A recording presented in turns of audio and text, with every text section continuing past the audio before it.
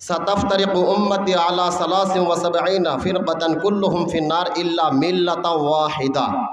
নবীজি বলেন আমার উম্মতের মধ্যে ৭৩টা দল হবে। কয়টা ভাই? আওয়াজ দিয়ে জবান দিয়ে বলেন কয়টা? ৭৩টা দল হবে। তার মধ্যে ৭২টা নামাজি, ৭২টা জাহান্নামে যাবে। কোথায় যাবে? ৭২টা শাইখুল হাদিস, ৭২টা হুজুর, ৭২ কাতারের মুফতি, ৭২ কাতারের তাহাজ্জুদ গুজারি জাহান্নামে। সাহাবায়ে কেরাম প্রশ্ন করলো, ক্বালু বালা ইয়া রাসূলুল্লাহ, তার কারণটা কি? এদের কি নামাজ থাকবে না? নবী বলে নামাজ থাকবে। রোজা কি থাকবে না? থাকবে। হজ কি থাকবে না? থাকবে। যাকাত কি থাকবে না? থাকবে। জাহান্নামে কেন?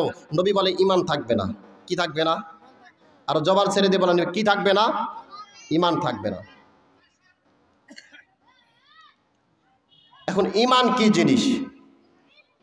নামাজ ইবাদত। নামাজ কি ভাই?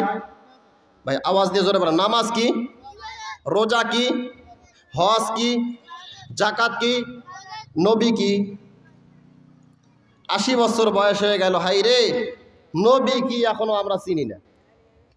নবী নাকি বাপের মতো, নাউজুবিল্লাহ কন।